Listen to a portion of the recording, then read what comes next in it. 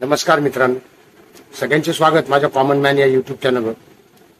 मित्रांनो, आता लोकसभेच्या निवडणुकाचे एक्झिट पोल होय म्हणजे अंदाज सर्वे, बहुतेक सर्वे समोर आलेले आहेत आणि एक स्पष्ट झालेलं आहे. एक गोष्ट स्पष्ट झालेली आहे की यावेळी देखील नरेंद्र मोदी हे बहुमताने निवडून येणार आहेत आणि सरकार केंद्रामध्ये भारतीय जनता पार्टीचं किंवा एनडीएचं म्हणूयात आपण युतीचं सरकार स्थापन हे नक्की झाले.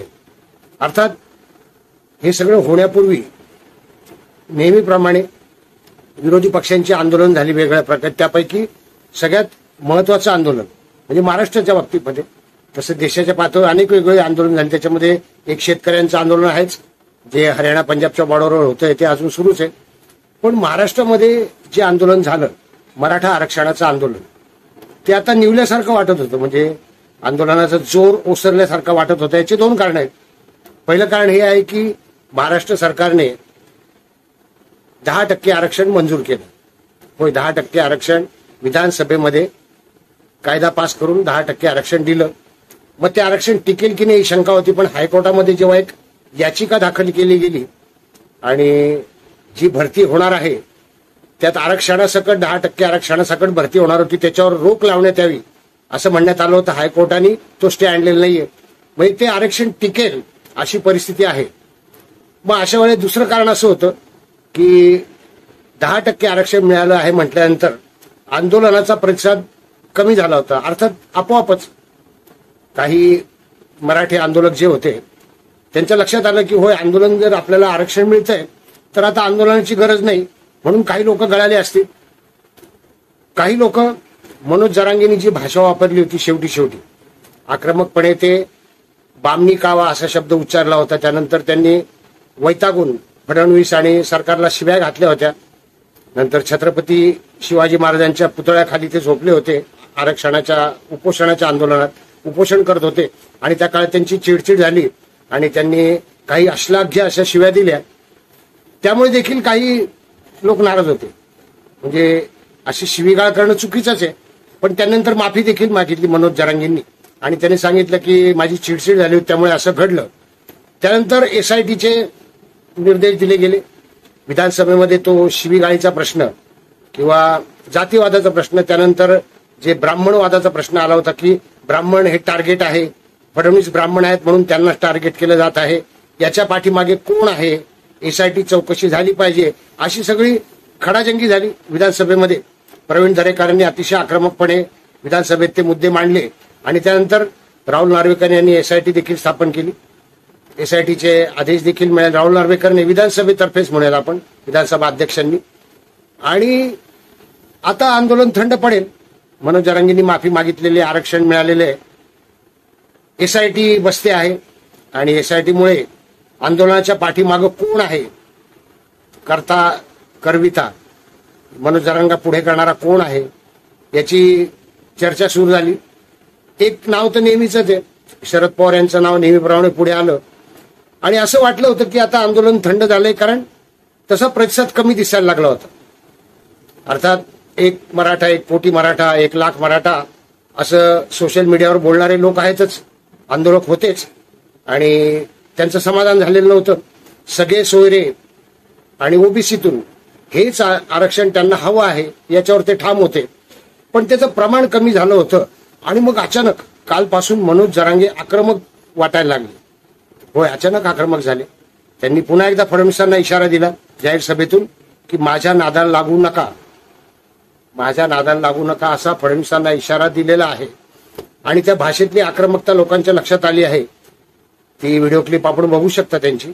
त्यांनी सांगितलं की मी पूर्ण नष्ट करून टाकीन, बरबाद करून टाकीन किंवा सुपडा साफ करीन, असं त्यांचा बोलण्याचा एकंदरीत आशय होता.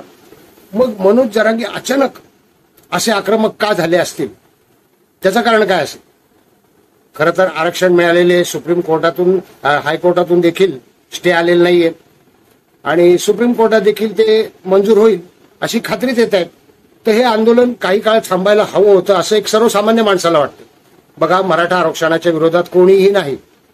ओबीसीनी सुद्धा म्हटलंय की आरक्षण मिळालं पाहिजे, फक्त आमच्यातलं नका देऊ असं म्हणणं आहे. त्यानंतर अनेकांना कुणबी सर्टिफिकेट वाटले गेले, त्यामुळे त्यांना ओबीसीचं पण आरक्षण मिळतंय आणि प्लस 10% मराठ्यांचं आरक्षण आहे, मराठ्यांसाठी इतर योजना आहे, मग ईबीसीचं आरक्षण आहे 10% आर्थिकदृष्ट्या मागासवर्गीय सवर्णांना. तर हे आंदोलन समता पुन्हा नव्याने जोर का धरतं आहे, याच्या मागे कोण आहे? अर्थात एसआयटीचा तपास अजून सुरू व्हायचा आहे पूर्णपणे, त्या तपासाचे निकाल जाहीर होतील. पण एकंदरीतच मी बघतोय की आक्रमकता वाढली विरोधी पक्षांची. मगाशी म्हटलं मी की स्पष्ट झालंय की नरेंद्र मोदी यांची सत्ता येणार आहे. फक्त 370 की 400 पार हा प्रश्न उरलाय. मग आता राहिलं काय? विरोधकांना विरोध तर करायचा आहे, सरकार येणार आहे असं दिसतंय पोलमध्ये.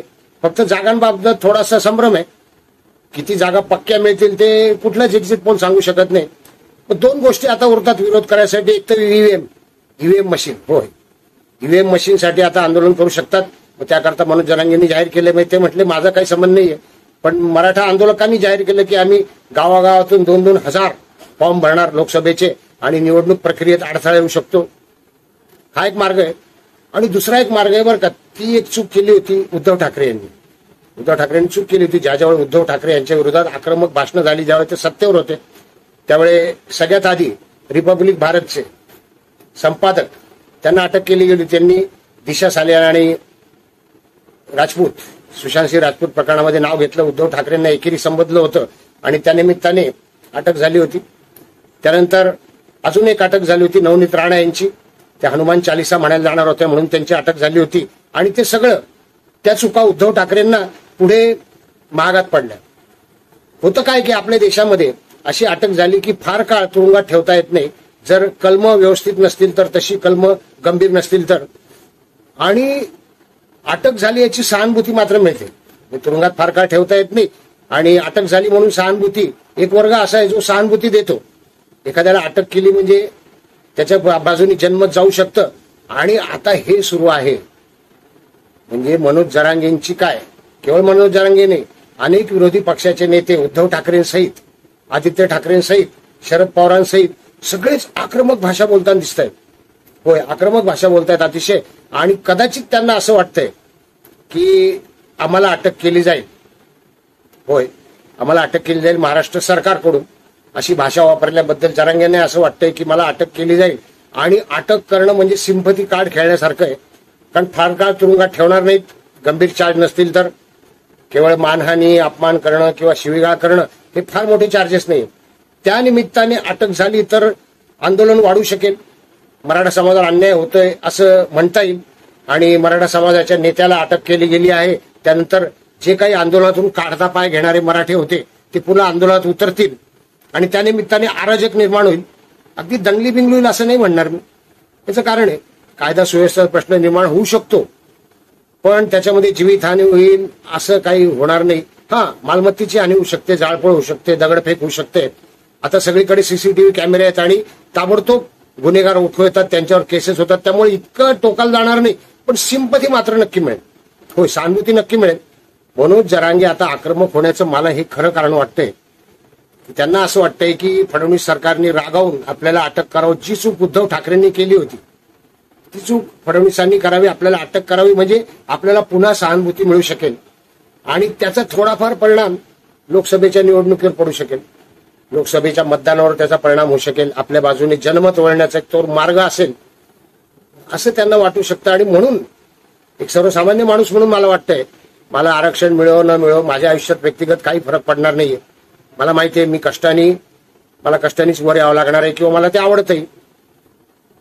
तर ठीक आहे, गरीब मराठ्यांना आरक्षणाची गरज आहे आर्थिकदृष्ट्या आणि त्यांना मिळालं पाहिजे. ते दिलं देखील आहे.